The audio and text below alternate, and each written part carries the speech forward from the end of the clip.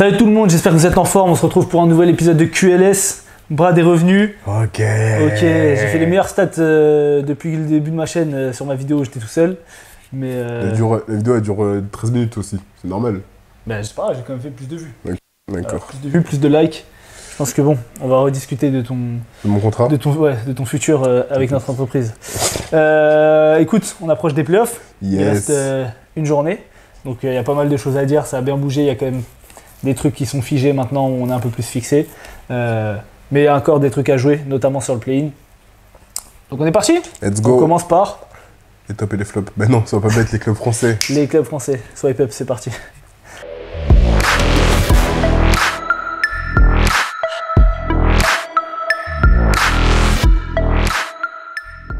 Je vais commencer par l'Asvel. Vas-y.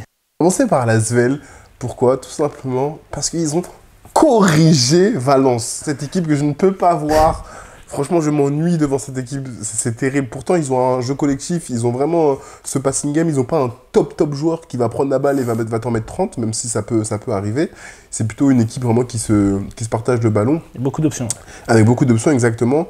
Mais là, l'Asvel est vraiment bien rentré dans sa rencontre. Ils ont été vraiment impliqués dès le début en attaque et en défense, surtout en défense, je trouve. À la mi-temps, ils étaient à 38 points encaissés, donc je trouve que c'est plutôt... Et 52 points marqués. Et 52 points marqués. J'allais venir sur ce bout-là, mais vraiment 38 points encaissés. Pour l'Asvel, déjà, je trouve ça assez impressionnant parce que ça montre qu'ils ont pu apprendre de leurs erreurs, qu'ils ont eu marre aussi de prendre à chaque fois 50 ou 60 points sur une mi-temps. C'est plus facile d'encaisser 38 points contre Valence. Hein. Et après, ce que j'allais dire, en même temps, c'est Valence aussi, parce qu'on sait très bien que c'est plutôt une équipe tournée défensive, plutôt que tournée sur le côté attaque. Mais de l'autre côté du terrain, comme tu l'as très justement dit, ils ont mis 52 points. C'est pas tous les jours non plus qu'ils mettent 52 points. Et pour ça, à la baguette, on avait un débat il y a quelques temps sur les meneurs français qui doivent aller au JO. Je pense qu'il y en a un qui va y aller. Ouais, après pour moi, il ne doit pas jouer 1. Là, à l'Asvel, il ne joue pas 1. C'est vrai. Il y a même un moment où justement, il n'y a pas d'autres meneurs, enfin, il n'y a pas Yakov, il n'y a pas Paris sur le terrain. Et on voit que c'est un peu plus compliqué parce qu'il faut qu'il monte la balle, qu'il mette le jeu en place, etc. Et du coup, il remet Yakov pour que juste lui, il joue les pick and roll. Donc, non, mais c'est vrai que. Moi, j'ai noté Nando, génie du basket. Alors, il passe Spanoulis, donc il devient deuxième meilleur scoreur all-time sur des lancers francs. Il a un lancer franc, après il reprend une faute sur le tir à 3 points. Nando, on t'aime, hein. Mais quand le shooter avance ses pieds et qu'il tombe sur les pieds du défenseur, bah c'est pas faute défensive. Voilà, ils ont quand même sifflé, il a eu ses 3 lancers. Je vous mets la vidéo. À noter quand même la grave blessure de Mbaye Ndiaye. J'ai pas regardé ce qu'il a eu. J'ai pas suivi non plus. Mais en tout cas. Après, il était pas en protocole commotion au moment de la sortie, et même après, ils en parlaient. Oui, mais parce que c'est pas sur la tête qu'il est tombé, c'est plutôt sur le dos, j'ai l'impression. On va voir ce que ça donne, mais vraiment, je sais pas ce que toi t'en as pensé. Mais je viens de le voir, là, justement, il est en protocole commotion. Ah bah, il n'était pas à la fin du match, et là, il y est. Donc, à voir ce que ça... Bon, donc il a rien de cassé, entre guillemets. C'est ça. Okay. Donc, à voir ce que ça donne. Grosse chute. Voilà, moi je suis d'accord avec toi. Nando, génie du basket. Geoffrey Lauvergne qui fait un de ses meilleurs matchs de la saison, qui fait 27 dévals. Omniprésent au rebond, que ce soit défensif, offensif. Il met ses petits hooks. Donc voilà. Après Valence, j'ai trouvé ça vraiment pauvre et dramatique. Ouais. En plus de ça, non mais défensivement, Valence c'était catastrophique. Et en plus, l'Asvel a eu de l'adresse à 3 points. Et ils font un troisième quart-temps. Ils mettent 27-7 dans le troisième quart-temps. 20 points d'écart quand t'es l'Asvel, que t'es avant-dernier d'Euroleague. Quand même, avoir honte. C'est une équipe qui est en perdition. D'ailleurs, maintenant, je crois officiellement éliminée. Oui, éliminé. C'est ça, éliminé. De toute façon, il reste que 3 équipes qui peuvent choper la 10e place. Donc j'ai été un peu déçu du match de Valence. En tout cas, Pierrick Poupé, je crois que c'est le coach qui est le plus victorieux cette saison avec l'Asvel. Et pourtant, c'est pas celui qui a fait le plus de matchs. Vraiment. On est bon sur l'Asvel ? On est bon sur l'Asvel. Parfait. Eh ben écoute, on passe sur Monaco ? Oui. Où là, on va être un peu moins... C'est ce que j'allais dire, on va être moins joué, moins dithyrambique. Hein. Comme toujours. Les deux gagnent, mais on est toujours content pour l'Asvel. Et pour Monaco, bon, ça dépend des matchs. Mais là, oui, sur ce match-là, pour le coup... donc il jouait Kaunas. Il jouait Kaunas. Qu'est-ce que t'en as pensé, Kaunas, qui avait... Pour le coup, c'était un match ultra important pour eux pour rester en vie dans la course au play-in, à la 10e place. Tout à fait. Et preuve en est... En fait, j'ai trouvé ce match, comment dire... je te dirais en manque de rythme. Je les ai trouvés en manque de rythme. J'ai trouvé un Monaco qui était vrai. Même s'ils ont eu moins de réussite au tir, parce que ça a été le cas, j'ai trouvé vraiment un quart qui est pas beau. Défensivement, je les ai pas trouvés impliqués. Je vais mettre des guillemets. Parce que je suis pas tout à fait d'accord. Et je vais séparer quelques joueurs que j'ai trouvé vraiment dans l'effort collectif, John Brown, bien entendu, qui, moi, est mon MVP du match, je le dis directement, c'est mon MVP du match par rapport à ce qu'il a apporté, mais j'ai trouvé Monaco qui, collectivement, était moins en place défensivement par rapport à ce qu'ils nous ont déjà montré. J'ai trouvé moins de maîtrise dans leur jeu. On parle d'une équipe qui est quand même, si je dis pas de bêtises, troisième à l'Euroleague, en tout cas dans ce classement. J'ai pas trouvé cette domination-là, j'ai pas trouvé cette sérénité. On est à l'approche des playoffs, il reste une journée comme tu l'as dit, et après on va être dans le bain des playoffs. Cette saison, ils ont été capables de montrer de la solidité défensive et offensive, ils ont été capables de montrer du partage de balles, et là j'ai trouvé qu'ils se sont fait peur, avec un Kaunas qui est jamais très loin. J'ai trouvé un Monaco qui se plaint beaucoup des fautes, notamment Mike James. Et tu vois, dans le dernier quart, à un moment, j'étais pas trop serein parce que je me dis, mais ils vont quand même pas perdre ce match-là. Et je trouve que c'est dans ce dernier quart-là qu'ils ont été en place. Dans ce dernier quart-là, ils ont fait les efforts défensifs tels qu'on a pu les connaître. Après, ça a été up and down au niveau de l'attaque. Ils se font un peu peur, mais dans l'ensemble, c'est un match qui domine quand même. Hein. Voilà, parce qu'ils le gagnent, mais il y a quand même des choses à revoir. Moi, je suis pas d'accord avec toi. Moi, je suis pas du tout d'accord avec toi sur l'aspect défensif parce que j'ai trouvé que c'était un match où, oui, il n'y a pas eu beaucoup de scoring, donc ça se finit à 69-66. Mais moi, j'ai trouvé que les défenses étaient très bien en place. Je vois plusieurs actions de Alpha Diallo, de John Brown, qui me viennent en tête comme ça, de Blossom Game, et même de côté Kaunas, où ça défend. Ça a défendu fort. C'est un match où les attaques ont été plus en berne, mais pour moi, c'est pas des tirs grands ouverts qui ont été ratés. Alors oui, les pourcentages à 3 points sont dramatiques des deux côtés, notamment donc Monaco qui fait 3,18 donc 16% et Kaunas qui fait 7,29 donc 24%. On sait que Kaunas repose beaucoup sur ça et on sait que Monaco, c'est leur grosse progression par rapport à l'année dernière, c'est le pourcentage à 3 points. Voilà, là ils n'ont pas mis dedans. Je pense à Strazel qui a beaucoup de tirs ouverts qui met pas. Même si je regarde Jordan Lloyd, il a 1,5 à 3 points, Okobo 0,3, Blossom Game 1,3, Strazel 0,3, Mike James qui met 2-3 points dans ce match-là. Tu me diras, ils en mettent 3 en tant qu'équipe. Et moi, j'ai trouvé que voilà, ça défendait des deux côtés dur. Après, justement, c'est là qu'on a vu plus les intérieurs. Tu as parlé de John Brown. Moi, j'aimerais parler aussi de Donatas Motiejunas, qui a fait un énorme match. Moi, je l'ai mis MVP du match, notamment sur le début de match. C'est lui qui score tous les points. Et sur la fin de match, quand c'est difficile, quand Monaco est en struggle, justement, il retrouve Motiejunas et c'est lui qui met les points qui font gagner le match. Avec toujours Blossom Game qui fait encore un très bon match. Dans ses standards, 11 points, 5 rebonds, 11 dévals. Voilà. John Brown qui provoque énormément qui fait 17 dévals, parce qu'il provoque beaucoup de fausses et il prend 8 rebonds. Voilà. C'était difficile, c'est vrai, mais Kaunas, c'était une équipe qui est arrivée avec l'objectif de sauver leur saison. Monaco qui est venu un peu en dilettante, même si sur le début de match, c'était pas vraiment ce qu'on a vu parce que Monaco commence très bien le match. Mike James met 7 points, Donatas Motiejunas met des points. Je suis d'accord. Vraiment, on a l'impression qu'ils sont en rythme, qu'ils ont récupéré. Ils déroulent vraiment. Ouais. Et puis après, il y a Giedraitis qui commence à mettre des tirs. Enfin bref, ça se met en place aussi du côté Kaunas. Voilà, c'était un match, je pense, où il n'y avait pas les mêmes enjeux dans les deux équipes. J'ai trouvé moi que les défenses étaient en place. Il y a eu un manque d'adresse, mais c'est pas le match qui m'a le plus inquiété pour Monaco. Au final, ils ont fait le boulot. Oui. Alors que ça change pas grand chose pour eux, quoi. Oui, non, mais je suis d'accord avec toi, t'as raison, ils m'ont pas inquiété non plus. C'est juste que voilà, c'est vraiment le mot, tu l'as très bien utilisé, ils sont un peu arrivés en dilettante. C'est-à-dire qu'ils étaient vraiment un peu en mode, bon, j'avoue, on est sur la fin de saison, et je peux comprendre, hein, t'as joué toute une saison, tu sais que t'as déjà un peu ton spot assuré en playoff, même si tu cherches l'avantage et monter un peu plus haut, ça je l'entends parfaitement. Mais il y a des moments où je les ai trouvés un petit peu à côté, notamment dans ce troisième quart, où je les ai trouvés un peu moins bien. Après, ils ont fait les efforts nécessaires pour aller chercher ce match. Ils ne le perdent pas. Donc ça, c'est une réalité aussi. Et tu l'as très justement dit avec Donatas Motiejunas. Est-ce que tu te souviens, donc sur la fin, il y a Brady Manek qui a des lancers francs. Ouais. Il la jette contre l'Arceau. Oui. Et je ne sais pas pourquoi les arbitres donnent balle à Monaco sur le côté. Ça, j'ai pas compris. Parce que je crois qu'il a traversé la ligne avant. En fait, il y a une règle. Oui, enfin, la règle, c'est qu'en gros, tu dois pas traverser la ligne tant que la balle n'a pas touché le cercle. Mais j'ai pas eu l'impression que c'est ce qu'il a fait. Enfin, mais je crois qu'au moment où il jette, je crois qu'il traverse la ligne, je sais plus. Parce que j'avais pas compris pourquoi ils ont mis. Au début, j'ai cru qu'il y avait une faute. Puis je vois qu'ils font une remise en jeu, il n'y a pas de lancer. Enfin bref. Donc voilà, Monaco s'en sort. Ouais. Monaco, du coup, est troisième ex aequo avec le Pana et le Barça, qui ont le même bilan. À voir est-ce qu'ils peuvent passer devant le Pana sur le dernier, sachant que Pana joue l'Alba Berlin, je crois, sur le dernier match, donc ça va être compliqué de passer devant. Je pense que le Pana va finir deuxième. Bon, on en reparlera plus tard, mais du coup, vas-y, on peut passer sur le Daily Review du coup. Let's go. Allez, c'est parti pour le Daily Review. Du coup, on était sur le Pana. Ouais. Donc le Pana qui a gagné au forceps contre le Bayern. Oui. Contre un Bayern de Munich pas non plus flamboyant. À l'image de Sylvain qui, je trouve, est beaucoup plus en difficulté sur la fin de saison que par rapport au début. En fait, sur les derniers matchs, j'ai pas regardé tous les matchs du Bayern parce que voilà, il y avait des matchs qui étaient plus intéressants que d'autres et que les dernières semaines, voilà, j'avais pas tout regardé. Mais là, en l'occurrence, j'ai regardé. Et de ce que j'ai regardé, là, je retrouve plus. Déjà, je retrouve beaucoup moins de jeux de transition du Bayern. Donc, ça, Devin Booker leur manque peut-être au rebond pour relancer le jeu. Sylvain, quand il est sur le terrain, il annonce les trucs. Il y a des remontées, soit pour JF, soit pour Obst, enfin quand Obst est là, etc., pour des shooters. Et en gros, si au dernier moment, on n'a pas réussi à trouver parce que les shooters ils remontent, s'ils n'ont pas le shoot, ils redonnent à Sylvain. Et après, ils jouent un pick and roll. Mais souvent, je sais pas si il est blessé ou il est malade ou quoi que ce soit, mais je l'ai trouvé moins agressif vers le cercle. Il se repose beaucoup sur le tir à 3 points et pas avec une grande réussite sur les derniers matchs.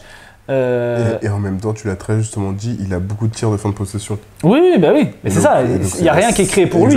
Lui, il est là pour monter la balle, pas perdre la balle, donner à des extérieurs et dans un second temps, créer. Après, c'est un fort créateur. Mais ce que je veux dire, c'est que là, il prend des tirs à 3 points et les tirs qu'il prend, je sais pas, j'ai l'impression qu'ils sont souvent hors rythme, qu'il n'y a pas de peps. Ça n'a pas été amené par le jeu. Et donc finalement. Oui. Après, c'est son jeu, tu vois. Mais même, je sais pas. Et puis. Sylvain, autant ça peut être un fort shooter à 3 points, autant je le catalogue pas comme spécialiste à 3 points, tu vois. C'est pas Will Buckin, c'est pas Carson Edwards, c'est un mec aussi qui a besoin de driver et tout. Je crois qu'il met que 2 points, il met un petit tir à mi-distance, il met pas un 3 points, il rate des drives. Donc voilà, le Bayern qui commence bien avec Ibaka. Comme d'hab. Ouais. Comme d'hab, Ibaka qui fait son travail quand il est là, ça se voit. Quand il est absent, ça se ressent également. Là, il était présent. D'entrée, c'est lui qui score. Je crois qu'il met 8 ou 9 points dans le premier quart-temps. Il met 2-3 points et après, je crois qu'il met un hook près du cercle. Donc, franchement, il fait un gros travail. Après, le Bayern s'appuie un peu sur leur force. Nicolas Erbab qui est plutôt en forme en ce moment et qui met dedans comme un petit cochon. Pareil pour Bolmaro qui a eu un moment, il a eu un passage. Il met 6-0 à tout seul. Il met 6-0 tout seul et derrière, c'est Erbab qui met un 3 points encore, donc ça fait 9-0. Exactement. Et le Bayern repasse devant dans le 4e quart-temps avec ça. C'est ça, exactement. Donc moi je me dis, là, le match devient un peu intéressant. Et puis après, ça a été un peu un jeu de c'est qui le plus fort entre Kendrick Nunn, Nicolas Erbab. Ils ont commencé à mettre vraiment des gros tirs. Le Pana. Lucic aussi qui met des gros tirs. Lucic qui met des gros tirs. Moi j'ai aimé. Et ça fait longtemps, le match de Juancho Hernan Gomez. Ah bah oui, c'est son meilleur match de la saison, clairement. C'est vraiment son meilleur match de la saison. Il a fait plaisir. Il fait 14 points, 3 sur 3, 2 points, 2 sur 3, 3 points, 2 sur 2 lancés, 16 dévals. Complètement, il a été adroit, franchement il a régalé sous la baguette comme d'habitude de leur métronome Kostas Lukas, vraiment quand il est à la baguette et quand c'est Kendrick Nunn c'est pas du tout la même chose, c'est pas le même jeu aussi en même temps. Ouais mais maintenant il joue pas mal les deux côte à côte. C'est vrai. Mais Kendrick Nunn joue 2 quoi. Oui c'est ça, et du coup tu ressens dans le jeu du Pana que c'est pas la même chose. Ouais. Après le truc c'est que Vildoza était absent longtemps, donc Nunn était décalé sur le poste 1. C'est vrai qu'il y a eu des matchs où et je me souviens d'un match contre le Maccabi, je crois, si je me trompe pas, d'un match contre le Maccabi qui perdent, ils se font désosser parce qu'il n'y a ni Slukas ni Vildoza et du coup Nunn à la main c'était compliqué quoi, c'était vraiment c'était pas un meneur. Clairement son épaule. Et voilà encore un gros match aussi de Mathias Le Sort qui fait 18 dévals. En fait Mathias Le Sort il est hyper régulier parce que ça me fait penser, enfin je ferai sûrement une vidéo sur ça mais tu sais, souvent on se dit ok pour mettre je sais pas 20 points, il faut que je mette 5 points par carton. Tu vois, il y a des gens qui se disent comme ça et tout. Et ils se disent ok ça veut dire qu'il faut que je mette 3 points. Mais en fait, au basket, tu as tellement de trucs que tu peux faire. Tu peux jouer de la transition, tu peux jouer du rebond offensif, tu peux jouer du jeu sans ballon, de la coupe dans le dos, etc. Et Mathias Le Sort, en fait, il fait rien de fou. Mais il court sur les contre-attaques, il intercepte des balles, il va mettre des tomards, il se place bien, il va chercher du rebond offensif. Et du coup, je pense que sur la saison, il doit être à 13 points de moyenne, 12 points de moyenne, ce qui n'est pas rien en Euroleague. Mais sans... Tu vois, tu peux pas dire à Mathias Ce Sort, tu vas lui mettre la balle en bas, il va te mettre des moves, même s'il s'est amélioré, ou il va mettre des tirs à mi-distance, ou même s'il peut en mettre, ou des tirs à 3 points. Il a souvent des fautes aussi en plus. Oui, voilà, il tire beaucoup de lancers. Donc il tire des lancers, ça rajoute. Il tire 6 lancers, il fait 3-6. Ouais. Donc voilà, il fait 13 points, 5 rebonds, 18 dévals, avec des fautes provoquées. Et là, vraiment, j'aime la saison de Mathias Ce Sort parce que c'est tu le vois pas, et au final, quand tu regardes la feuille de stats à chaque fois, enfin, ça dépend, les matchs contre le Real en général, tu le vois, mais tu regardes la feuille de stats, tu dis, ah ouais, il a fait plein de trucs en fait. Et bah, on verra pour les JO, est-ce que ça. Ah, ça y est, il se réveille. On verra pendant les JO, est-ce qu'il sera pris, est-ce qu'il fera ça, parce que bah, c'est vrai que pour faire plein de petits trucs, c'est bien de rester longtemps sur le terrain, quoi. Voilà, j'ai bien aimé aussi l'apport de Kostas Antetokounmpo, même si c'était pas brillant, mais j'ai trouvé que on a senti sa présence dans la dissuasion, dans le rebond. Donc voilà. Pour le Pana, t'as autre chose à dire sur le Pana ? Non, sur le Pana, on est bon. Alors, moi, j'aime bien parler d'un petit truc sur le Pana. Aujourd'hui, ils sont deuxièmes. Oui. Ils ont fait une très grosse saison, oui. Même s'ils ont eu au début, ils ont fait une très grosse saison. Est-ce que tu crois au Pana, aux chances du Pana pour gagner l'Euroleague ? Je les trouve un peu courts. Je les trouve un peu courts parce que je trouve qu'ils ont une très belle équipe. Hein. C'est pas vraiment pas la question, mais je les trouve un peu courts pour cette année parce que Kendrick Nunn, pendant les playoffs, je pense que ça va se resserrer. Et je pense qu'il leur manque un joueur. Il faut qu'il y ait un joueur qui puisse step up vraiment. Mario Hezonja ? Mais on rigole, mais. Non, mais parce qu'apparemment, c'est déjà fait. C'est dans les tuyaux, mais c'est exactement ça. Un joueur vraiment qui va pouvoir les aider. Je trouve qu'ils ont un axe 1-5 de très grande qualité. Soukas capable de mettre. T'as Mathias Le Sort dans la raquette. Kendrick Nunn, c'est un des meilleurs arrières de Euroleague aussi. Hein. C'est un des meilleurs arrières, mais je pense que tu vas avoir besoin de relais. Il leur manque un autre, tu vois. Mitoglou peut embrasser ce rôle-là, sauf que là, on voit bien qu'il avait très bien commencé la saison, il avait été très très fort sur le début de saison, il est un peu plus rentré dans le rang, mais à juste titre, hein. Après il fait quand même une bonne saison, et du coup, je pense qu'il leur manque un peu ce Mario Hezonja-là, où tu te dis, c'est vrai que si tu l'as, ils peuvent viser très haut. Oui, après, voilà, ça ferait d'eux une équipe avec vraiment des top joueurs à tous les postes. Bon, tu vas me dire comme le Real, hein, mais parce que tu as Mathias Le Sort qui est clairement un top pivot d'Euroleague, tu as Kostas Loukas qui est un top meneur d'Euroleague, même si c'est très très fort sur la main en Euroleague, et de toute façon partout dans le monde professionnel. Tu as Kendrick Nunn, on peut dire que c'est top 3 meilleur arrière d'Euroleague, sans se froisser, je pense. Comme tu as dit, Mitoglou, qui a fait un gros début de saison, je le mettrai pas dans les meilleurs postes 4, mais voilà. Si derrière tu rajoutes Hezonja, ça te fait un 5 vraiment impressionnant. Mais moi, en fait. Tu joues Olympiakos. Olympiakos et Real, en termes de line-up, c'est dur. Et même Monaco. Hein. C'est ce que je veux dire. Tu joues du Monaco, tu joues Olympiakos, tu joues le Real déjà, tu vois. Pareil, tu joues comment ça s'appelle le Barça, exactement. Barça, je trouve que c'est un peu en dessous en termes de. Même si en termes athlétiques, c'est moins fort. C'est moins fort, je trouve, le Barça par rapport au Pana. Mais dans le jeu, dans le basket qu'ils peuvent proposer, tu peux te prendre une. Ah non, mais bien sûr. Donc, je dis pas que le Barça ne peut pas passer le Pana. C'est pour ça que je te dis que pour moi, le Pana, cette année, s'ils font un Final Four, je vais pas dire ils méritent pas. Non, le Final Four, ils sont deuxièmes, donc ils vont jouer quelqu'un qui sort du play-in. Ce serait un énorme upset s'ils sortent et qu'ils font pas le Final Four. Mais pour moi, je les vois pas forcément aller en finale. Moi, je suis d'accord. Et encore moins gagner le titre. Moi, je suis d'accord. Et je dirais même pas que c'est court, c'est juste que je trouve que le fond de jeu est trop pauvre. Comme Monaco, on pourrait dire. Sauf que je trouve que Kendrick Nunn, c'est pas Mike James. Oui. Tu vois, Kendrick Nunn, c'est pas Mike James. Alors, tu peux me dire Mathias Le Sort, c'est pas Moté Jonas, etc. Mais je trouve qu'ils ont pas un joueur. Kendrick Nunn, aujourd'hui, il est pas dans les conversations MVP. Malgré l'excellente saison qu'il fait. Il est pas s'il y a quelqu'un dans la conversation MVP au Pana, c'est Mathias Le Sort. Et Mathias Le Sort, c'est pas Mike James, tu vois, c'est pas Mike James, c'est pas Shengelia, c'est pas bon, Campasso est un peu descendu, mais c'est pas je sais pas Shane Larkin, tu vois, c'est pas ce genre de joueur. Et pour moi, ça va être difficile de gagner, sauf si t'es le Real où t'as vraiment plein de top joueurs, voilà, de gagner avec cet effectif-là.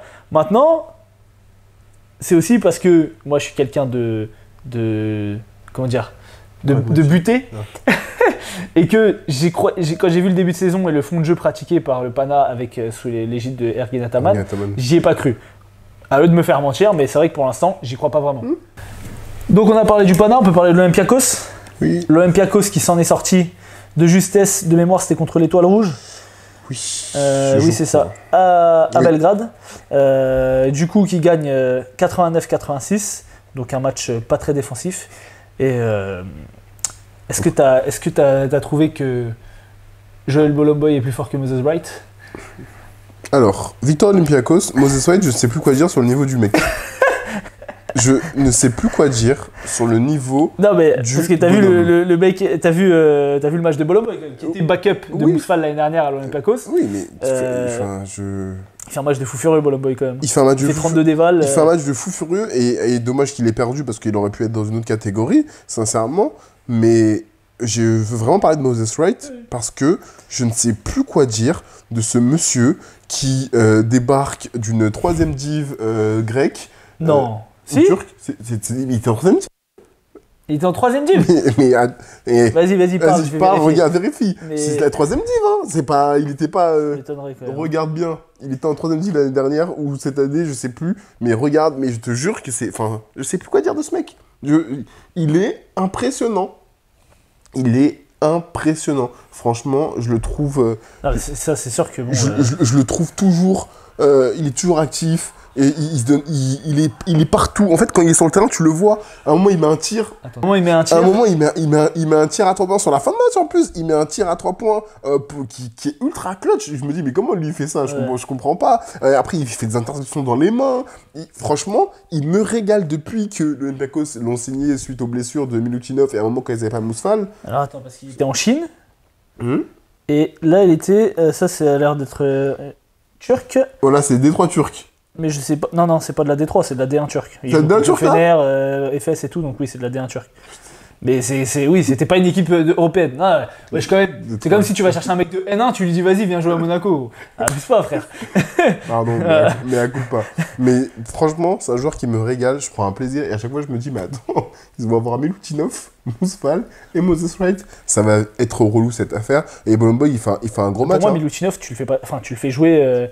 S'il y a des problèmes de faute, mais là, pour moi, Milutinov fait 3e pivot. Il reste un match avant les playoffs. Oui. Il reste un match avant les playoffs. Ça veut dire que peut-être il va rejouer contre le dernier match, je ne sais pas contre qui il joue. Ouais. Peut-être qu'il va rejouer le dernier match. Mais là, tu as ta rotation avec Mousfal et Moses Wright. Tu gagnes des matchs. Ok, Milutinov, il est aussi fort que tu veux, mais pour l'instant, il n'a pas repris de rythme. Et... Pourquoi changer ta rotation en fait? Tu vas pas mettre Moses Wright, lui donner 5 minutes. Alors peut-être que tu vas donner un petit peu à Milutinov, tu vas un peu baisser Mousfal et Wright, tu vas leur enlever genre 3-4 minutes à chacun pour faire rentrer Milutinov. Mais pour moi, pour l'instant, tu le fais pas rentrer pour moi, Milutinov doit être 3e pivot à l'heure actuelle sur ses playoffs. Je dis pas pour la saison prochaine ou quoi, mais à l'heure actuelle sur ses playoffs, avec ce que Moses Wright a montré, il a gagné plusieurs matchs pour l'Olympiakos. Il n'est pas venu juste pour prendre des rebonds, etc. Il met des points, il met des contres. Voilà, il est partout, il suit sur les petits. Il me régale, franchement. C'est très très fort ce qu'il propose. Plaisir. Il fait en 16 minutes quand même, hein, parce qu'il joue pas tant que ça. Hein. C'est 20 points, 5 sur 6 au tir, 1 sur 1 à 3 points, 4 rebonds. 2 interceptions, 25 dévals. Je me suis en 16 minutes. régalé. Franchement, et en plus, il fait pas ça dans un blowout, parce qu'il y a un vrai match, hein, tu l'as dit, l'Olympiakos s'en sort face à l'Étoile Rouge. Adamanga, je sais pas ce qu'il avait mangé. Adamanga, il est fort sur la fin de saison. Ça fait 3-4 matchs, et en plus, il fait des vrais perfs. Il est assez impressionnant, et à un moment, je me dis quand même, Adamanga tient vraiment l'Étoile Rouge à bout de bras, et puis derrière, t'as Nedovic comme par hasard qui commence à se mettre en route. Milo aussi dit, ah bah tiens, ça fait longtemps que je peux jouer au basket. Ils se mettent tous en route, et du coup, t'as un vrai match. Et en fait, c'est dans ces moments-là où il a encore plus montré que il était en capacité de jouer et d'apporter vraiment quelque chose. Donc non, franchement, je me suis régalé sur ce match. On a une victoire 89-86 de l'Olympiakos, et en plus qui était un peu en galère à un moment dans le match. Franchement, je me suis régalé. Moi, je t'ai dit, hein, l'Olympiakos. Je me suis régalé de ce match. Faire attention, hein, parce que là, ça fait 2-3 semaines que je vous annonce que l'Olympiakos... Ouais, mais c'est un autre sport. Comme je dis toujours, il y a la réalité de la saison régulière et il y a la réalité des playoffs. Ouais, enfin après, l'Olympiakos, ça va. C'est pas une équipe pas expérimentée non plus. Je te dis pas. Je dis ça comme si l'année dernière, ils s'étaient chiés dessus en playoff. Non, ils ont perdu parce que. Ils ont perdu parce que Serge Loul s'est enculé. Mais je te dis pas qu'ils peuvent pas gagner. Je te dis que c'est un autre sport et que la réalité de la saison régulière peut être totalement différente par rapport à celle des playoffs. Donc j'attends de voir contre qui ils vont tomber, les match-up. Là, il y a un match très très intéressant la semaine prochaine. Ils jouent qui? Olympiakos Fener, donc 5e contre 6e. Pour justement voir contre qui tu joues, parce que si tu finis 5e, tu jouerais... Le 4e. Oui, non, en fait, oui, d'accord, c'est pas ça que je voulais dire. Parce qu'en gros, ça peut encore bouger de 2 à 6. Bon, de 2, je pense pas, parce qu'on l'a dit, Pana va pas perdre contre Berlin, donc Pana va rester à la 2e place. Monaco joue... c'est où? Game Center. Je l'avais sous les yeux. Le Bayern. Monaco joue le Bayern à Monaco, mais avec eux, on sait jamais. Et Olympiakos, donc Fener, on l'a dit. et le Barça joue à l'Asvel.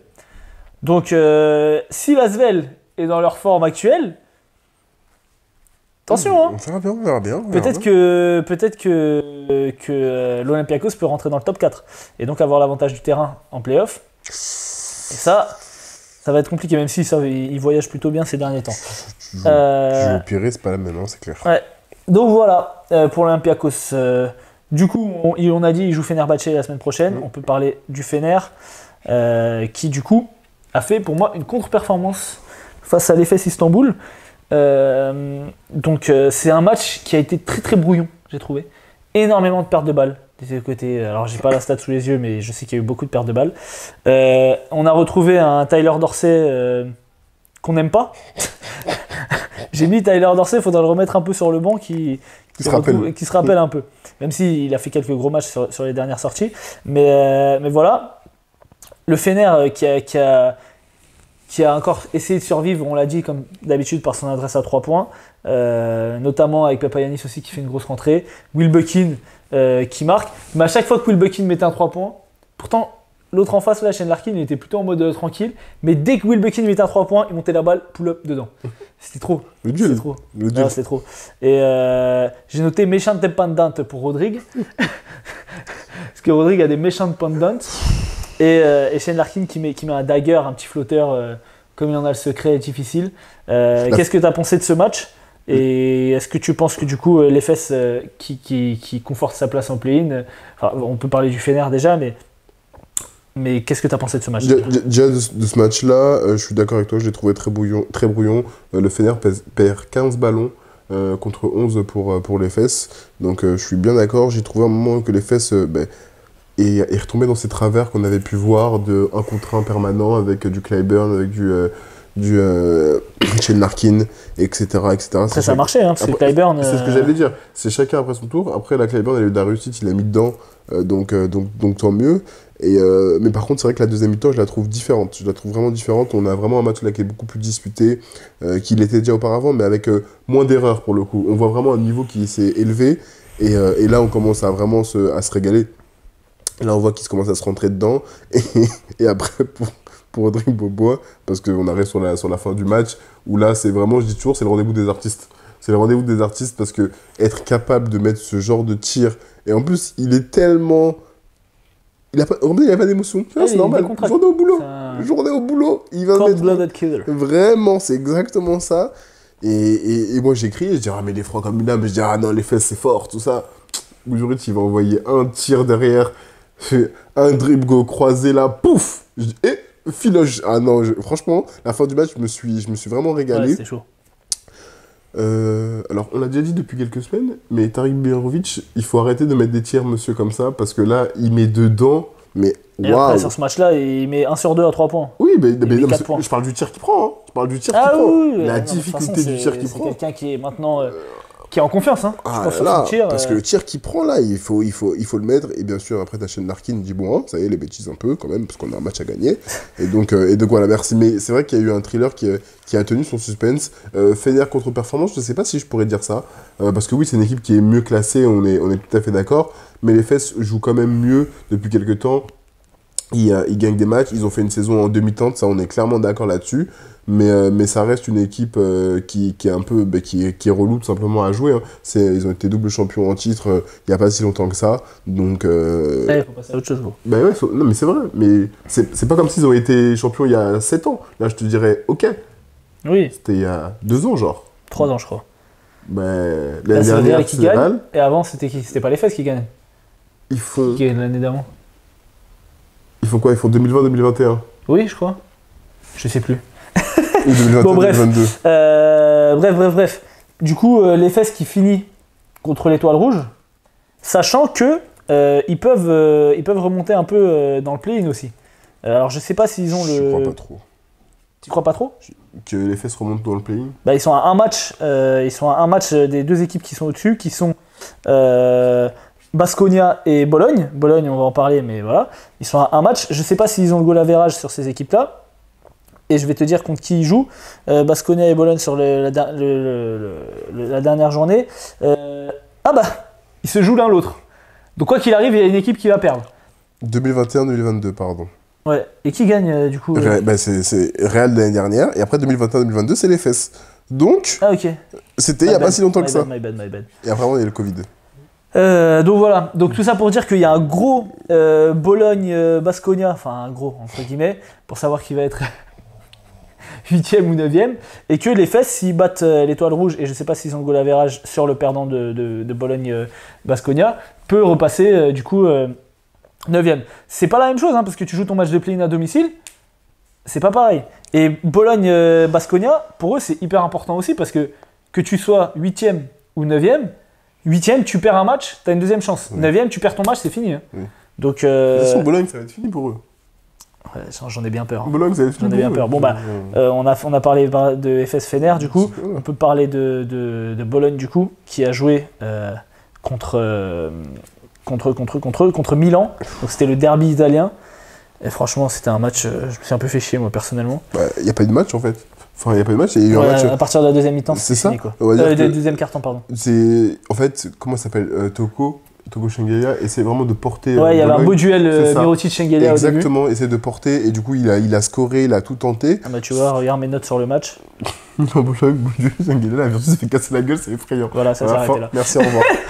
J'ai même pas noté de. Je crois que c'est Mirotic le MVP. Moi, j'ai mis Mirotic, mais en fait, il n'y a pas eu de match par la suite parce que du coup, c'est trop pauvre. Daniel Laquette, je le trouve moins efficace et moins dans le contrôle du tempo. Quand t'as plus Isaac Ordinier, c'est compliqué. Hein. Ife Lumberg a été moins dedans. Isaac Ordinier n'est pas là. Bellinelli n'a pas apporté, après c'est un mec qui va mettre des tirs, mais voilà, n'a pas apporté. Bologne, depuis quelques semaines, ils sont en grande difficulté. Le jeu collectif, le jeu léché qu'ils avaient a totalement presque disparu. La blessure de Toko les a vraiment ralentis. Putain, Bellinelli. Je sais pas si tu avais vu dans l'interview que j'avais fait de Isaac Ordinier, qui disait, voilà, avec le préparateur mental, il avait travaillé sur le fait de pas penser aux shoots que tu venais de rater, de reprendre les shoots comme si tu n'avais jamais raté. Et je lui avais dit, bah, tu as un bon exemple à côté de toi avec Marco Bellinelli. Tu as vu les stats de Bellinelli sur le match ? Bah, regarde pas. Mais je vais te les donner. 1 sur 4 à 2 points, 2, 11 à 3 points. Donc ça fait un total de 3-15. Ça fait plaisir de voir que des mecs comme Marco Bellinelli qui ont joué plus de 10 ans en NBA sont capables de faire ça. Je suis pas le seul, on est ensemble. Donc en vrai, peut-être Belek jouer en NBA, Belek.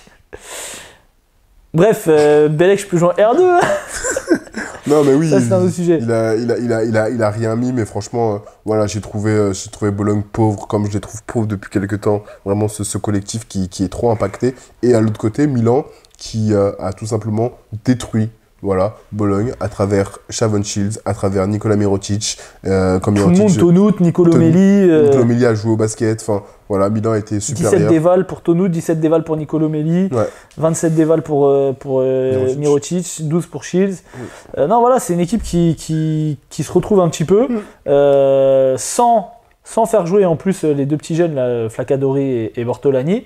C'est un peu dommage pour eux.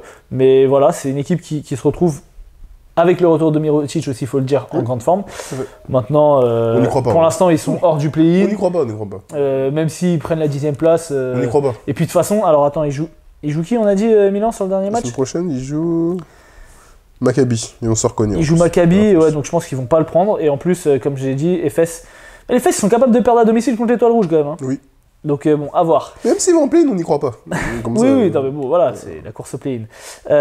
Ok pour Bologne. Je voulais juste, pour ce match-là, je voulais juste revenir sur Bologne.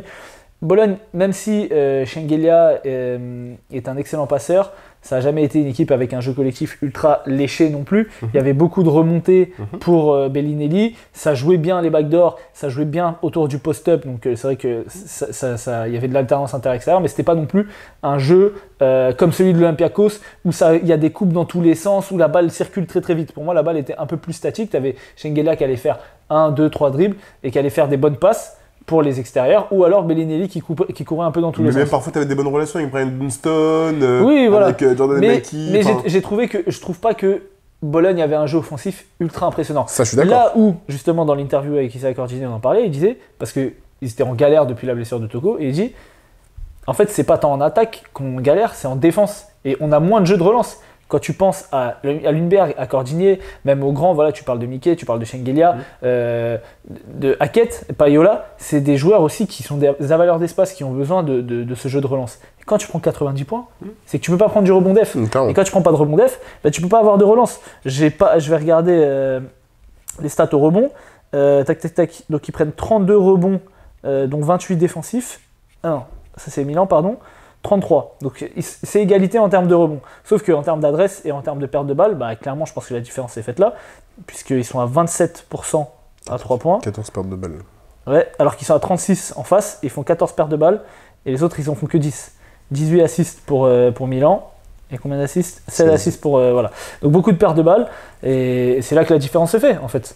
C'est que derrière, défensivement, tu prends l'eau. Quand tu prends 90 points contre Milan, bah, c'est difficile. On sait que Bologne, c'est pas une équipe qui scorait énormément. Et tu prends 80 points par Milan, quoi. Oui, voilà. Donc, voilà.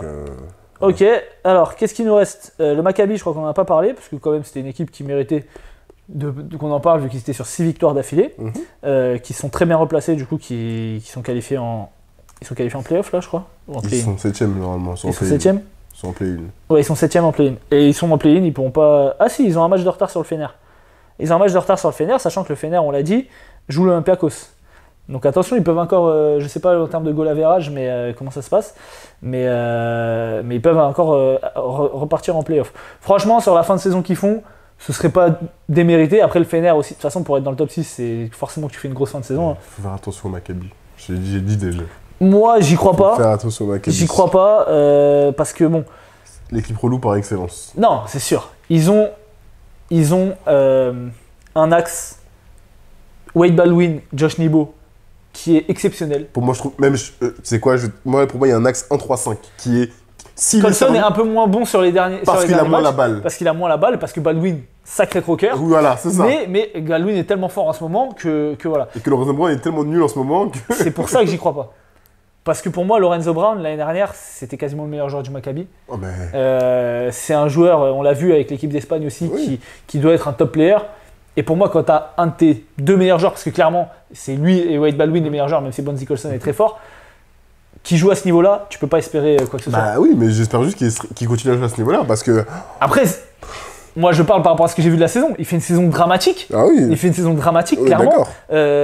Si, comme par magie, en play-off, il se réveille, c'est Miami Heat des dernières années. Ça va être relou. Là, ça va être relou, parce que comme on l'a déjà dit, au Maccabi, sur le banc, il n'y a pas des peintres. Hein. Quand t'as Razel Rivero qui rentre, Tamir Blat, oh là là, quel passe, mais quel joueur. Tamir Blat, s'il vous plaît, donnez-lui une place de starter en Euroleague, même si là, il est content. Di Bartolomeo. Di Bartolomeo aussi, qui a mis des gros tirs.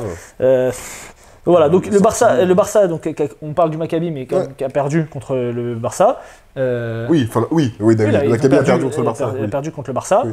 En même temps, le Barça, c'est très sérieux. En même temps, Wade Baldwin, Alex Abrines et Jabari Parker, c'est les Splash Brothers apparemment.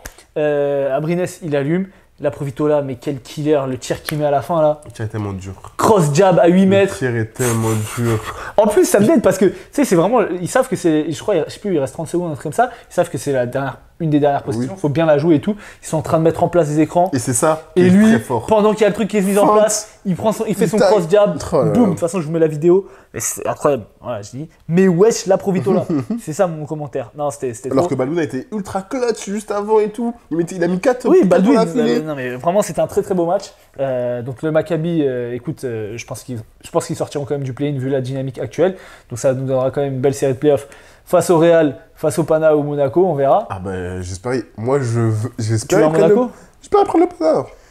Ah franchement, moi c'est la série des trois que je t'ai citées, c'est la série qui m'exciterait le plus. Ouais, je veux voir le Pana. Un petit Pana Maccabi, ça peut être pas mal. On voit Kiki, comme ça on voit Kiki, on se règle. Mais écoute, oui, mais à culpa sur le Maccabi, je disais que voilà, c'est une équipe qui m'intéressait pas trop. Josh Nebo quand même, il a déjà fait un écran en retard dans sa vie ou pas ? Pas besoin. Pas besoin, ça sert à rien. Ça me dead. Ouais, à chaque fois, je suis là, je dis à mes petits, ça sert à rien, ils sautent plus haut que vous êtes pas si grands, faites les écrans en retard.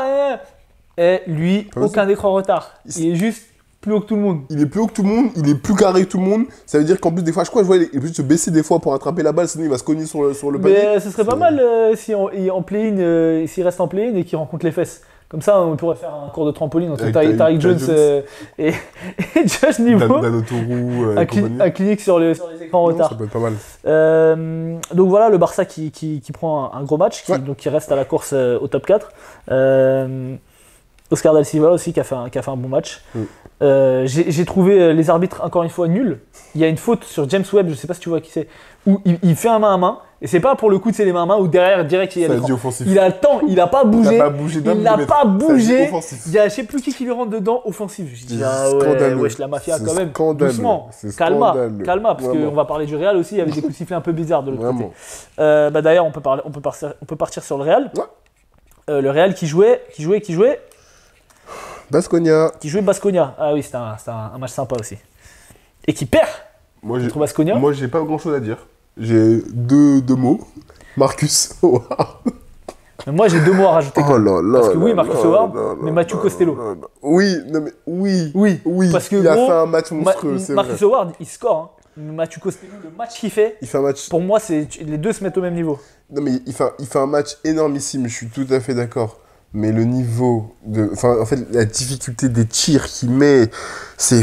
En plus, en fait, tu vois, c'est ce que je dis souvent au basket. Il y a des tirs que tu vas mettre et vas-y, t'as envie de revenir. Et il y a des tirs où tu baisses la tête, tu vois, ça te fait mal. Non, lui, c'est trop. Là, c'était trop. Non, c'était trop. Franchement, c'était trop grave. Fantôme. Je vois quelqu'un qui descend, vous pouvez pas voir, mais elle est bien là. Franchement, elle est bien. Elle est dans un bon mood. Non, mais oui, je suis d'accord avec toi. Marcus Howard, les tirs qu'il a mis, c'était trop. Mais Mathieu Costello, je suis d'accord à 100%. Il a fait un boulot. J'ai dit, mais il est trop sale en attaque et en défense, en fait. Défensivement, au rebond. Dans le contre, tout, dans les passes, parce qu'il fait des très bonnes passes aussi. J'ai une action où il fait des passes pour Marcus Howard sur un backdoor, etc. Il a mis des tirs importants. En plus, il y a eu un contre illégal de Tavares qui n'est pas sifflé. Heureusement, derrière, il revient, il met un contre, il met un 3 points. Heureusement, mais c'était vraiment abusé.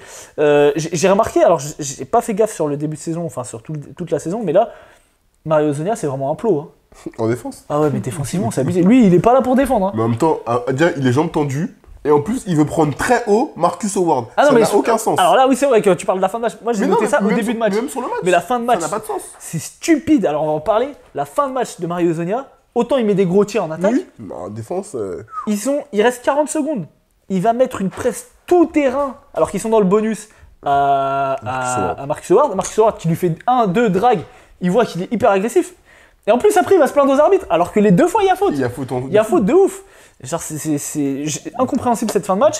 Alors, Hezonja, t'as fait une saison incroyable. S'il te plaît, nous fais pas ça en play-off. Hein. Parce que ça, les matchs, ça va coûter cher. Parce que là, pour moi, il perd le match. Autant il met des gros tirs, autant il fait perdre le match. En tout cas, il empêche le Real d'avoir une bonne situation sur la fin de match. Et en plus, il allait archi se plaindre. Heureusement que Yabouzélé, il vient le voir en lui disant c'est bon, ça y est, tu apprends une technique. Ouais, bêtement, vraiment, parce que ses réactions, c'était incroyable. J'ai trouvé le repli défensif de Vitória en première mi-temps dramatique. Le Real ne jouait que sur jeu rapide. Oui. Que ça soit Campazzo, que ça soit Zanan Moussa. Peu de défense et de repli défensif. Ah oui, non, mais c'est ça repliait pas du tout. Ça s'est un peu resserré en deuxième mi-temps, mais c'était un match quand même très offensif. Et voilà, on l'a dit. Sous la baguette, parce qu'on a parlé de Marcus Howard, de Mathieu Costello, mais toujours sous la baguette de notre très cher ami Cody Miller-McIntyre qui fait 12 passes, je crois. Il est vraiment dans le contrôle du rythme. Il est dans le contrôle, on peut le dire. Là, vraiment, comme moi. Lui, on peut le dire. Non, pas comme toi, du coup. Alors là, on dit qu'on mentait pas aux followers. Je mens, faut pas être bête qu'il n'y a pas de followers, merci.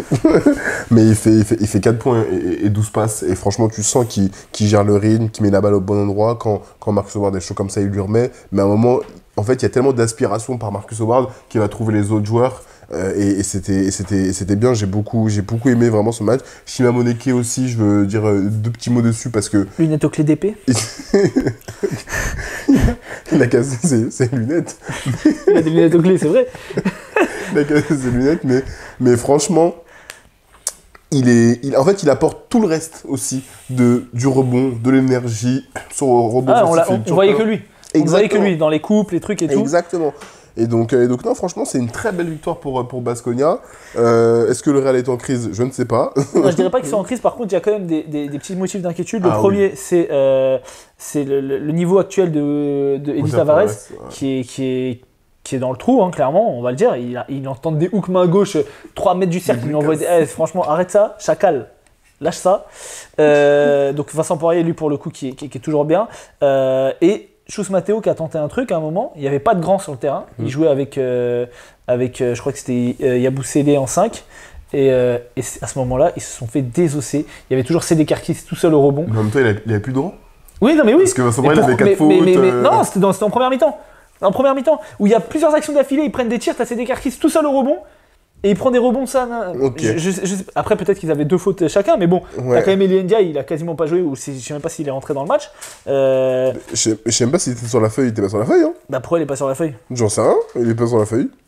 Il est pas sur la feuille 4, 6, 8. Non, il est pas sur la feuille. Bon, bah écoute. Donc, voilà, pour finir sur le Real, quand même, j'ai bien aimé. J'ai vu un Campazzo game, même si ils perdent. J'ai vu un Campazzo game qui a joué de la relance, qui a créé pour les autres, qui a été agressif vers le cercle, qui a été agressif dans le tir.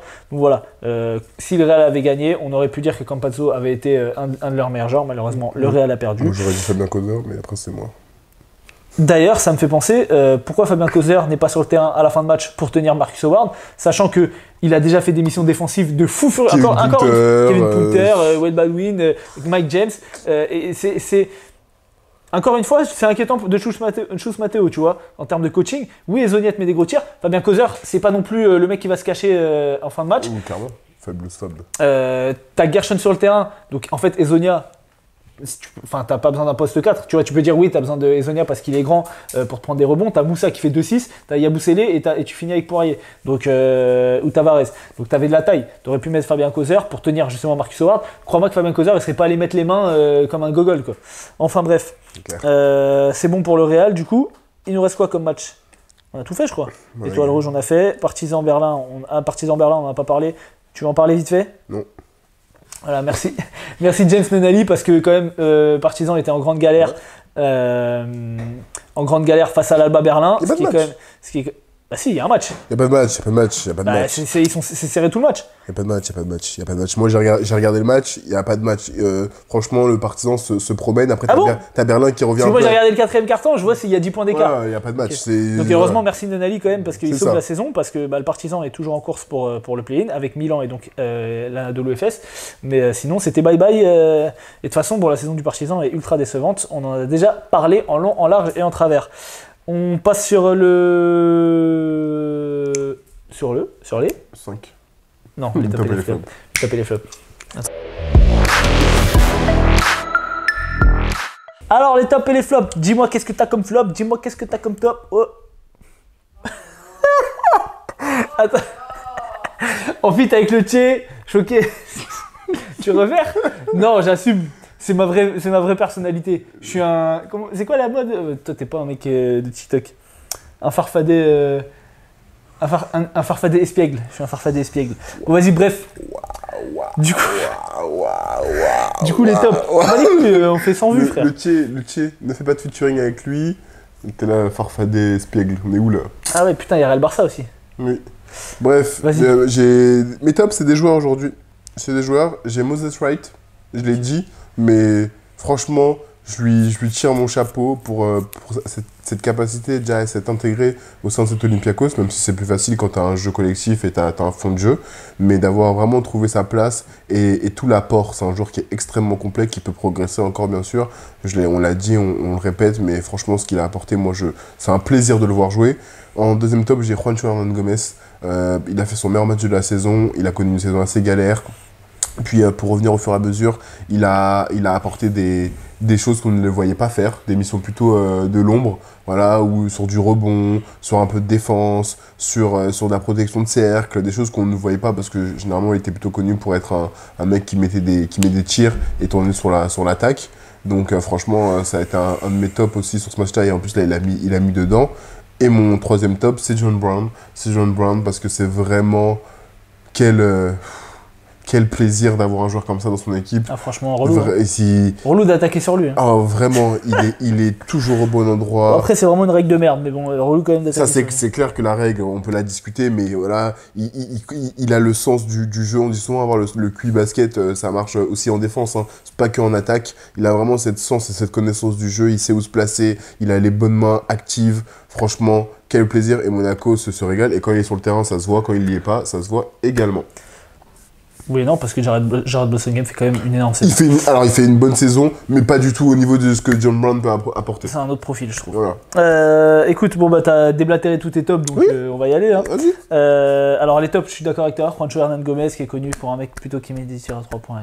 Bon, bref, il fait son meilleur match de la saison. En l'occurrence, qui a fait son meilleur match de la saison dans un registre de Juancho Hernan Gomez, à savoir mettre des tirs, mettre des points.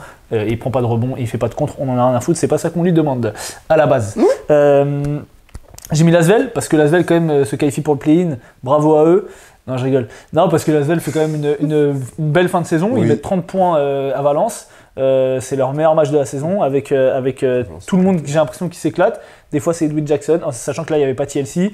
Des fois, c'est Yousfal. Des fois, c'est souvent Nando quand il joue. Yakov aussi, qui a des responsabilités. Mba Ndiaye. Donc, franchement, voilà, moi, c'est une équipe qui nous avait beaucoup frustrés sur le début de saison, et là de les voir prendre des matchs, ça fait plaisir, tu vois. Ça, c'est je suis d'accord. Surtout des matchs de 30, quoi. Clairement. Donc voilà. Ils sont claqués, mais c'est une belle victoire. Moi, quand je vois Nando De Colo jouer, c'est jamais claqué, hein, franchement. Non, j'ai dit Valence, ils sont claqués. Ah, ok, j'ai cru que t'avais dit les matchs étaient claqués. Non, Valence, ils sont claqués, mais oui, c'est une belle victoire. Gros, il y a quand même Semi Ojeleye, mec. Semi Ojeleye, comme disent certains commentateurs. Faudra qu'on fasse un best-of des commentateurs. Ah oui, parce que l'autre jour, putain, la semaine dernière, t'étais pas là. Mais petite parenthèse.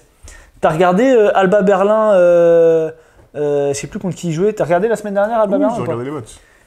Qui est Khalifa Koumadje? Chris Koumadje? On est d'accord. Chris, je crois, c'est Chris son prénom. Khalifa Diop, c'est l'autre intérieur grand, long, renois de Victoria.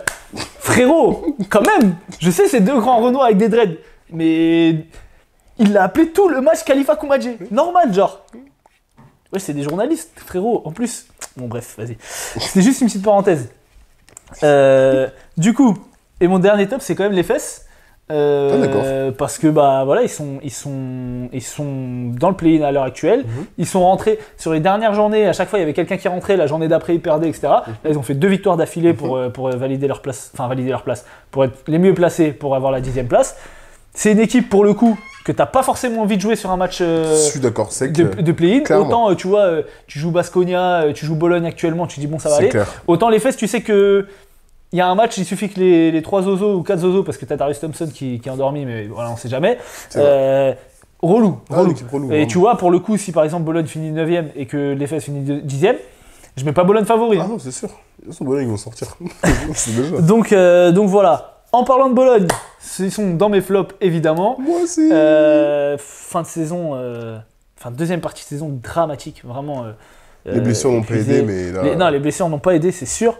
Mais toutes les équipes ont des blessures. Alors, toutes les équipes n'ont pas le même effectif. C'est sûr. Tout le monde n'a pas l'effectif du Real, du Barça ou du Pana. Mais voilà, c'est une équipe qui est devenue méconnaissable. Et à l'heure actuelle, comme on l'a dit aujourd'hui, même s'ils jouent contre le 10e, qui sont des équipes qui ont tous fait des saisons dramatiques, hein, que ce soit le Partizan, que ce soit Milan ou que ce soit les fesses, on les met pas favoris. Moi, à l'heure actuelle, je ne les mets pas favoris. C'est clair. Donc, c'est dommage pour eux. Après, c'est une équipe qui est jeune en Euroleague, on va dire. Enfin, ça fait 2 ans qu'ils sont en Euroleague, ils avaient gagné l'Eurocup. Ils continuent quand même leur progression, même si c'est frustrant. Moi, j'en avais parlé justement avec Isaac Ordinier. J'avais dit, bon, l'objectif, c'est quand même de finir top 4. Cet objectif paraît hyper loin aujourd'hui quand tu vois où est-ce qu'ils ont fini, même si les blessures n'ont pas aidé. T'as mis Bologne du coup en flop aussi. C'est quoi tes autres flops? Lorenzo Brown. Putain, moi aussi. Incroyable. Ah non, son match là, c'est... Mais sa saison, hein. La saison, c'est vrai, mais je suis d'accord, hein, mais c'est parce qu'en fait, ça m'a fait penser au match, mais...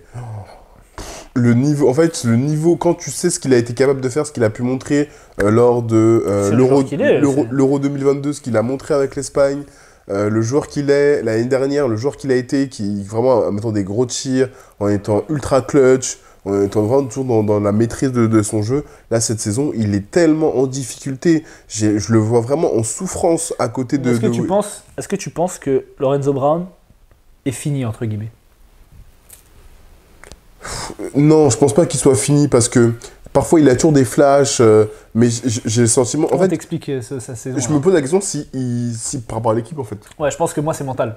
Je pense que c'est mental parce que tu passes pas de ce niveau-là, sachant que c'est pas un joueur qui a genre perdu des qualités athlétiques ou quoi que ce soit, tu vois. Tu vois dans son jeu que dans la confiance, je sais pas, il s'est passé quelque chose. Alors je sais pas si c'est l'ascension de Wade Baldwin, si c'est Josh Nibo qui prend de la place, ça peut être aussi parce que c'est vrai qu'il joue dans un contexte particulier. ou ils peuvent pas jouer à domicile, ou peut-être sûrement, de toute façon, c'est des gens qui vivent à Tel Aviv toute leur vie, enfin toute l'année, donc qui sont aussi sûrement touchés. Voilà, j'en sais rien, hein, je sais des hypothèses, mais c'est vrai que pour moi, le basketteur est toujours là. Oui. Donc voilà. Donc, ça peut rejoindre aussi ce que tu avais dit tout à l'heure, sur un match en play-in à l'extérieur ou quoi que ce soit. Mais après, voilà, ils joueront pas à domicile. Et sur un Final Four terrain neutre, s'ils atteignent le Final Four, sur terrain neutre, voilà, t'as un public qui peut se déplacer. Voilà. Mais bon, c'est vrai que la saison de Lorenzo Brown est putain de dramatique. Vraiment. Et c'est clairement le seul qui est en deçà de ce qu'on attend de lui. Parce que si tu regardes tous les autres, Wade Baldwin, depuis qu'il est revenu de blessure, il est monstrueux. Josh Nebo, il fait une saison monstrueuse. Bonzi Colson, pareil. Tamir Blad, Di Bartolomeo, ils apportent. Sorkin, Rivero. T'as Antonius Cleveland et James Webb. Antonius Cleveland, il a envoyé un tomard là. Je vais vous mettre la vidéo. Oh là là. Donc l'équipe, la plupart des joueurs font des bonnes saisons. Mais c'est vrai que Lorenzo Brown, qui est un de tes meilleurs joueurs, est pas bon. Et Wade Baldwin a mis du temps à se mettre en route aussi sur le début de saison. C'était pas ça du tout. Il a envoyé des pourcentages. T'as un dernier flop ? Non. Moi j'ai Isaiah Canaan. Parce que au même titre que Lorenzo Brown, même si l'Olympiakos marche bien, sur les 5 derniers matchs, il est à 2,6 d'éval. Il est en train de se faire bouffer de sa place par Nigel Williams-Goss, qui est très très bon et monstrueux. Et franchement, c'est un. Voilà. Et je trouve que Canaan, c'est dommage. Moi, j'en parlais des fois comme un joueur, justement, comme un peu l'électron libre de cette équipe de l'Olympiakos, qui pouvait te sortir des gros tirs, etc., parce que tu n'allais pas attendre ça de Thomas Walkup. Quand je vois les stats qu'il fait sur les 5 derniers matchs, c'est dramatique. Donc, j'espère qu'il va se remettre en route. Il fait quand même une saison statistiquement qui est correcte. Mais c'est vrai que sur les 5 derniers matchs, on le voit pas. Déjà, il joue beaucoup moins, parce qu'on l'a dit, Nigel Williams-Goss est très bon. Il met pas dedans. L'impact défensif est moindre, donc ce serait bien qu'il se réveille. Oui, après. Je l'ai mis en flop parce que c'est vrai que voilà, moi c'est un joueur que j'aime bien et je trouve qu'il est pas bon. Tout le monde a des moments de passage à vide. Je pense que ça arrive à tout basketteur. En plus de ça, tu sais aussi, une saison c'est long. Il y a des moments où tu vois, quand tu arrives sur la fin de saison. Mais bon, là, en l'occurrence, il est pas bon. Je vais dire qu'il est pas bon. Complètement. J'ai le droit quand même. Ok, écoute, on finit sur le 5 ? Yes. Parti pour le 5 de la semaine.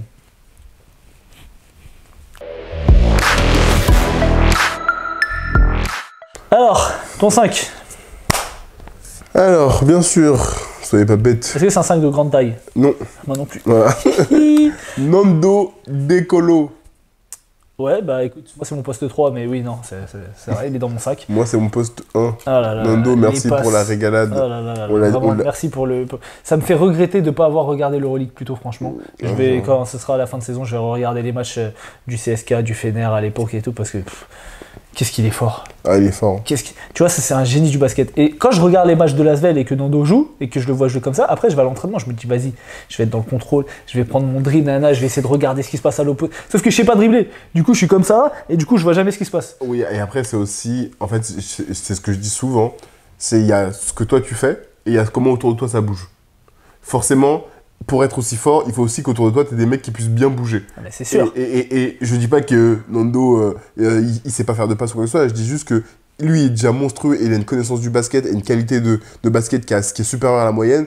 Et autour de ça, il a des joueurs qui bougent dans le bon espace, qui sont en capacité. Parce que des fois, tu vas faire des très bonnes passes, sauf que ton intérieur va faire un truc comme ça. T'as des choses à dire peut-être. Comment ? T'as des choses à dire, non, pas du tout, mais voilà. Non, mais en fait, je suis d'accord avec toi, mais je pense que ça va dans les deux sens. C'est-à-dire que quand tu sais que tu as un mec qui va te trouver si t'es démarqué, t'es plus à même de bouger que si tu sais que ton meneur, c'est moi, genre. Oui. Tu vois quand tu as un meneur que tu sais qu'il va trouver les bonnes passes, bah tu vas préparer tes mains, tu vas être plus à même. Alors que si tu sais que bon, vas-y, le mec il va jouer un pick and roll, il va prendre un step back à 3 points, bon tu te prépares pas. C'est sûr que quand tu joues avec Ozan, voilà, c'est sûr. Quand tu veux jouer avec Ozan, reviens juste en défense, parce que je vais mettre un tir à 3 points. Un match sur 2. L'autre match va au moins plutôt. Mais en termes de stats pour Nando, c'est 19 points, 1 sur 3 à 2 points, 3 sur 6 à 3 points, 8 sur 8 au lancer franc. Bien entendu, assurance tout risque, il prend 3 rebonds, fait 2 passes. Il fait 2 passes, mais il fait un nombre de passes de hockey assist. C'est ça. Où il s'attrapait parce que ça sortait très fort sur les pick and roll, où il jette la balle, il y a une action par exemple, il jette la balle à Mousfal, derrière tu as Deshaun Thomas qui coupe, qui a un 2 pieds 2 mains facile. Donc non, franchement, voilà, Nando, je suis d'accord, c'est incontestable et incontesté. Mon poste 2 s'appelle... Ah, je vois que tu es sur Baskonia. Oui, il s'appelle Marcus Howard. Ah bah oui, moi c'est mon poste 1, mais d'accord, c'est pareil. Poste 2, je l'ai dit, la difficulté. On n'a pas dit ses stats quand même. Hein. On va y venir, mais la difficulté des tirs qu'il a mis, franchement, il est impressionnant. En début de saison, on l'a traité d'un peu de criminel parce que c'est vrai que les pourcentages. C'est que gros, il a 40% à 3 points. Les pourcentages étaient dramatiques. Incroyable. Hein. Mais là, c'est fou. C'est fou. On va vous donner les stats, bien sûr, pourquoi on dit ça. Il a mis 35 points face au Real. Je répète, il a mis 35 points face au Real. 3 sur 8 à 2 points, 7 sur 12 à 3 points, 8 sur 9 au lancer franc, 2 rebonds, 2 assists, il perd 3 ballons, il fait 27 plus de plus-minus. Et c'est rare qu'il fasse une éval aussi haute. Hein. Exactement. Parce que lui, en général, c'est... 3, 4, moins de 10, mais là... Abuse pas à 3, 4, mais il fait toujours beaucoup plus bas que ce qu'il score. Généralement, il est entre 0 et 10, hein, généralement. Ah, il a 11 de moyenne, il est pas entre 0 et 10. Mais par contre, avec cette perf, du coup, il devient meilleur marqueur de l'Euroleague devant Mike James. Ouais, il a 19 points, du coup. 19 points de moyenne. Et donc, les pourcentages, il est à 49,7, donc presque 50% à 3 points. 39,9, donc près de 40% non, pardon. 49,7 à 2 points. 39,9 à 3 points. Et 83 au lancer. Donc il est dans des pourcentages qui sont pas du tout en corrélation avec la difficulté des tirs qu'il prend. Il faut voir les tirs. Non, mais voilà. Faut voir les tirs. C'est pour ça que je te disais, si tu te souviens, en début de saison, je te disais, pour moi, c'est le plus fort tough shot maker que j'ai vu. Faut voir parce que les pourcentages qu'il a, parce que Kobe et tout, quand même étaient des tirs difficiles, il n'était pas à 40% à 3 points. Hein. Faut voir les tirs. Après, c'est les tirs de Euroleague. Il faut voir les tirs, et en plus de ça, il faut aussi savoir que les défenses l'attendent. C'est-à-dire que ça lui envoie les meilleurs défenseurs, ça sort fort, et il met des tirs quand même sur des joueurs, des pleines poires. Non, mais franchement, sachant que... Attends, parce que là, je vais juste donner les stats, parce qu'il est à 40% à 3 points sur la saison, je vais quand même donner ses stats sur les 5 premiers matchs. Premier match face au Real, 1-8 à 3 points. Deuxième match contre Berlin, 1-7 à 3 points. Troisième match contre Bayern, 0-4 à 3 points. Ça veut dire que déjà, sur les 3 premiers matchs, il est à 2-19. Ensuite, il fait un gros match à 6-13 contre Zalgiris. Derrière, il refait 2-7, 2-9. Et avec donc cette série quand même de 6 premiers matchs, on peut le dire catastrophique en termes de pourcentage, il arrive à se retrouver à 40%. C'est pour vous dire le niveau d'adresse qu'il a eu sur cette saison. Et voilà, on l'a traité de criminel, parce qu'au début, c'est vrai qu'il était criminel. Et quand tu vois les tirs qu'il prend, c'est bon, il a le droit. Mais bon, quand il met... il a le droit. Voilà. Ok, ton poste 3 Will Clyburn. Ah, moi c'est mon poste 4. Oui, c'est mon poste 3. Will Clyburn. Alors, qu'est-ce qu'il a fait Will Clyburn cette semaine? Il a mis 21 points, 5 sur 7 à 2 points. Je crois qu'il fait 28 dévals. 2 sur 5 à 3 points, exactement. 28 dévals, de plus. C'est un match pour sauver la saison. Donc exactement, 5 au rebond, 4 passes. Donc en plus, il est complet, il provoque que 6 fautes. Donc non. Moi, c'est mon poste 4, mais ouais. Gros match de Will Clyburn. J'ai Nicolas, bien entendu, pour avoir fait les fesses. Le jeu de mots, ils ont joué Bologne. Ça marche pas. Ça ne fonctionne pas. Nicolas Mirotic, gros match depuis qu'il est retourné de blessure. Franchement, il régale. Là, il fait 18 points, 3 sur 5 à 2 points, 1 sur 5 à 3 points, 9 sur 11 au lancer franc. Il prend 11 rebonds, dont 10 rebonds défensifs, 2 assists. Donc, il fait 27 d'éval, plus 26 de plus-minus. Plutôt un bon joueur de basket. De toute façon, Mirotic, clairement, quand il est sur le terrain, tu vois pas que lui, mais tu vois que c'est un joueur supérieur. Oui. Clairement, tu vois, c'est pas... Il passe rarement au travers quand même. Il passe rarement au travers. Après, il a raté énormément de matchs cette saison, mais cette saison qu'il a joué, tu as tout de suite vu la différence. Après, ça n'a pas toujours suivi le niveau résultat collectif, mais c'est vraiment un top joueur. Moi, je ne l'ai pas mis dans mon... Dans mon 5, mais parce qu'il y a eu beaucoup de grosses performances cette semaine. Hein. On aurait pu mettre Geoffrey, je sais pas si tu as mis Geoffrey. Je l'ai pas mis, je l'ai pas mis parce que je ne veux pas mettre de mec de Lasvel, mais qui fait aussi une grosse perf. Moi, j'ai mis du coup Nicolas Laprovitola. D'accord. Parce que bon, il a mis des sacrés tirs très très forts sur le match contre le Maccabi, qui était important. Il fait seulement 20 dévals. Mais voilà, c'est dans les tirs et dans l'impression visuelle aussi qu'il a donné. Il fait 15 points, 1 sur 2 à 2 points, 3 sur 7 à 3 points, 4 sur 4 au lancer. Et il fait 9 passes décisives quand même. Donc plutôt bon joueur. Voilà, il n'a pas tiré tant que ça, il n'a pas un excellent pourcentage, on va dire, à 3 points. C'est pour ça qu'il a une éval un petit peu plus basse. Mais voilà, il a mis les tirs qu'il fallait. 9 passes D, c'est pas mal, sachant qu'il joue 2. Tu joues à côté de Rubio et à côté de Satoransky, donc tu as quand même à créer du jeu pour les autres. Donc je l'ai mis en poste... Enfin, sur mes lignes extérieures. Du coup, j'avais Clyburn en effet en poste 4. Et ton poste 5? Vous n'avez pas bête, vous avez... Moses Wright, évidemment. Qui d'autre? Moses Wright, meilleur pivot d'Euroleague, clairement. Je sais pas si je vais dire ça, mais en tout cas, il a été bien fort, encore une fois. On vous a donné un peu les stats tout à l'heure, mais comme vous avez oublié et que vous n'avez pas été jusqu'au bout de la vidéo, on sait. Donc, on vous les redonne une fois de plus. 16 minutes, c'est important. 16 minutes, 34 secondes plus précisément. Il met 20 points en 16 minutes. 5 sur 6 à 2 points, 1 sur 1 à 3 points, 7 sur 10 au lancer franc. Il prend 4 rebonds, il vole 2 ballons, il fait plus 25 dévals. Non, franchement, c'est très très fort. C'est très très fort. Quelle régalade. Rien à dire. Et donc, c'est des 5 plutôt pas mal. Oui. Je pense que ça se tient des deux côtés. Oui. De toute façon, on est plutôt d'accord, à part sur toi, t'as mis Mirotic et moi j'ai mis la Provitola. Mais il n'y a pas de mauvaise réponse. Je pense que les deux ont leur place. Tout à fait. On peut en mettre un sur le banc. Start, bench, cut. Michael Jordan, Cheikh Gassama et Mika. Alors, je crois que je vais starter Mika. En remplaçant, je mets Cheikh. Et bien sûr, je cut Michael Jordan. Bien sûr, de plus de cheveux à moins de cheveux, évidemment. Cheikh, on sait que t'as une calvasse, mais je sais que tu regardes pas les vidéos, mais c'est pas grave. Bon, bah écoute, c'est bon pour aujourd'hui. Semaine prochaine, dernière journée. Après, c'est les playoffs. Je crois qu'il n'y a pas de pause. Hein. Putain, ça va être chaud parce que là, ça va être les playoffs NBA et playoffs Euroleague en même temps. Bon chance à nous. Bon chance à nous, même si on fait. On commence... C'est vrai que tu travailles pas, mais. Mais la NBA, on commence à regarder les playoffs, donc oui, là, ça va être. Là, ça la saison régulière, ça y est. Il y aura des trucs à regarder. Après, il y a moins de matchs aussi de. Oui. Donc non, mais il y aura les play-ins d'abord en plus. Les play-ins, ça va, ça se gère. Non, ça se gère. Ok, bon, bah écoute, à la semaine prochaine. Bisous. Non, il a oublié de dire quelque chose. Toi aussi, sois un influenceur. N'oubliez pas de vous abonner, bien sûr. Abonnez-vous. Les comptes, ici. Odell Bradley Junior, ici. Il n'y a pas du tout les comptes. Soyez pas dans la description, les comptes. Ça va être en bas, hein, mais c'est pour la blague. Du coup, ici, ça s'affiche là. Ensuite, et bien entendu, voilà, mettez des commentaires. Tu sais que mon compte Insta, il est vraiment mort. Ah ouais? Lequel? Je vais mettre mon autre compte, mon nouveau là. Bah, Osfit normal, je pense qu'il est mort. Parce que tu sais, je poste les mêmes contenus sur Osfit 94 là. Je fais 3 fois plus de vues. Je fais déjà des vidéos à 10 000 vues, j'ai 60 abonnés, frère. Le contenu, je pense, il est qualitatif, mais c'est juste que mon compte, je pense, il est mort. Instagram, il a, comme t'as vu, follow and follow, ça kill. Et franchement, si tu vas voir les stats de l'autre compte, c'est abusé. Bon, bref, à la semaine prochaine. Bisous, Gossip Girl.